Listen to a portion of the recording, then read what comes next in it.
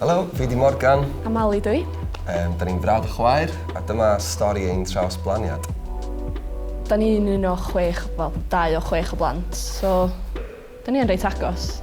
Yn dallu di tyfu'n agosach ar ddyn hun, achos fel ti'n dweud, o'na dipyn o age gap rhwngthyn ni. Ges i gansar pan o'n i'n 2 oed, tiwmor yn ymyl yn aren chweithi, a nath nhw dynnu yr aren efo'r tiwmor pan ges i'r llawdriniaeth. Ond ath aren fe fi fan i post-operation failure, a wedyn nath nhw fedru achub yr aren, so o'n i'n lwcus iawn. O'n i gynnau gyflwr ar ôl hynna o'r enw chronic renal failure, CKD, chronic kidney disease. Oedd yn meddwl fod yn aren i yn mynd i ddirywio dros amser ac yn y pen draw, fyswn i Ein Trawsblaniad. Dwi'n cofio pan o'n i'n malu gael sal, oedd yn eitha traumatic i'r teulu. Oedd yn tiny. Ac o'n mynd i weld fi gyd o'r weirs ma'n sticio allan edd, oedd really freaky pan o'n i'n mod yn 8 oed ar y pryd. Do'n i rioed yn blentyn sal, nes i fynd drwy'r blynyddoedd, ac o'n i'n, cyn belled o'n i'n teimlo'n iawn. Nes i ddechrau sylwi blwyddyn gyntaf brifysgol, ni'n dechrau blino lot, ni'n dechrau sryglo mwy a mwy, efo fatigue. Nath cyfnod clo ddod, ac o'n i'n treulio lot o amser yn gwely bob dydd, ddim yn neud yn byd arall, llawer yn byd arall yn bod fi'n teimlo ddigon da i wneud. Y pwynt cyntaf fi oedd fatha reit, dyma beth i function ti wan, dyma beth ti angen wneud, dyma beth da ni angen wneud. Da ni eisiau trio cael ti ar list mor fuan â phosib, wyt ti'n gwybod am rhywun fysa eisiau roed aren. Felly nath mam ddod ymlaen yn syth a deud bod eisiau. Ond mae yna lot o ffactorau yn cael ei roi fewn i fo, achos yn amlwg mae rhaid i'r doctoriad fod mor saff ag allan nhw. A doedd mam ddim yn gallu rhoi aren i yn y diwedd. A hynny'n gyfnod reit anodd. A wedyn nath Morgan a Jacob ymrodyr gamu ymlaen wedyn. A oedd Morgan yn match. Fi actually hefo mam pan mae'r doctoriad deitha hi bod hi ddim yn cael roed aren. Achos mae 2 aren ti'n gorfod gweithio yr un peth a'i gilydd i ti allu roed un, ac oedd un yn well na llall i mam. Oedd mam yn eitha upset pan mae'r i ffeindio allan bod hi'n methu roed aren i Mali. So oedd o just yn no-brainer yn syth bin. Dwi'n meddwl ar y pryd oedd o'n relief, i fod yn onest, achos oedd cyflwr Mali yn dechrau gweithegu. So o'n i just yn falch bod un o'n yn match eitha da. Ar ei doctor roed dyddiad i ni, ond wedyn wrth gwrs ar ei Covid ddod ac ar ei bob dim gael ei pwysio nôl. A wedyn 2 diwrnod cynt a ni'n cael phone call yn dweud bod Covid yn rhy rhemp yn ysbyty. Oedd pobl dod fewn i'r ysbyty ac yn dal Covid, so ddim yn saff o gwbl yn Lerpwl. Ond ia, yna 2 mis arall o aros wedyn. Ac ar ni gael y Trawsblaniad jyst cyn dolyg yn do. Dwi'n cofio mam a Mared, Cared Morgan, yn dropin wrth y drws. Oedd o fatha'n really emotional, achos obviously, achos Covid, oedden nhw'n cael dod i fewn efo ni'n am byd, so oedd o fatha, OK, Tran, o'n i fel chi, pa mae hyn i gyd drosodd.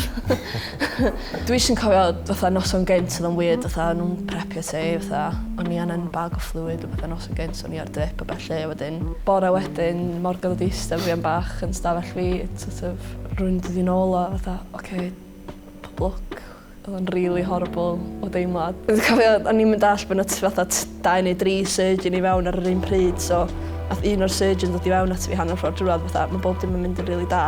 Ac o'n i fel, beth ti'n neud efo yma? Dwi'n cofio deffro ar ôl yr op, jyst bod oedd Di Morgan yn iawn. Mae'n fatha bwysau yn dod efo fo hefyd, achos dyna beth sy'n mwyn yn byw Morgan yn OK, ond... So o fi'n mynd fewn i'r operating room, a wedyn o'n nhw'n rhoi y kidney i'r ochr. O'n nice, ie. A wedyn mae Mali mynd fewn tua awr wedyn, ar ôl i'r kidney fod yn barod, a nhw'n rhoi o fewn. Dwi ar y mewn y suppression mwyn cadw'r aren yn iach, achos bod Morgan yn match da, fysa corff fi yn gallu atacio yr kidney fatha abnormal cell, fatha rhywun diarth yn y corff. Dwi'n teimlo'n gret. Dwi'n teimlo fatha person gwahanol i be o'n i adeg yna ym mhob ffordd. It's really weird, fatha dwi wedi blino llai loads. Dwi'n teimlo'n iach, ac beth sy'n weird ydy o'n i'n meddwl bod fi yn mor aniachus cyn hynna. Ond dwi'n sylwi o'n i. Jyst yn i'n dweud bod ni definitely wedi dod yn agosach. Dwi literally hefo un o organs fi rhan, does? Dwi'n meddwl wedi cael yr un gorau weithiau. Mae Mali'n chwarae yn y band efo fi wan. Dwi wedi cael har rili brysur o mynd o gwmpas Cymru yn gigio. Dwi'n meddwl os fi'n gael di Mali fod yn y band heb kidney fi. O'n i jyst yn teimlo fath bod fi angen fi i gyd ar y llwyfan. Ond dwi'n cofio siarad efo un doctor ac oedd o'n dweud mond 10% o bobl sydd angen aren sydd hefo rhywun sydd yn fodlon roed aren i nhw. A dwi'n meddwl mae'r rhan o'r problem ydy achos bod pobl a teuluoedd ddim rili'n siarad digon. So, oedd o'n ddim, di Mali methu dod fyny ti fi a gofyn, please gael kidney ti. Diolch rili peth moesol i wneud, ti'n methu rili wneud yna. Dwi'n gorau mynd a cynnig kidney Mali. Oedd o'n golygu loads bod Jacob a Morgan i fynd yn fodlon yn cael eu testio i weld os oedden nhw'n match heb sôn am wedyn. Morgan yn gwybod hyn, dwi'n mor ddiolchgar iddo fo. Mae di newid bywyd fi'n llwyr, mae di achub bywyd fi. So, dwi'n andros o ddiolchgar. Fydd yn iolchi beth yn ddigon, rili. Yn eitha amazing o beth. Croeso.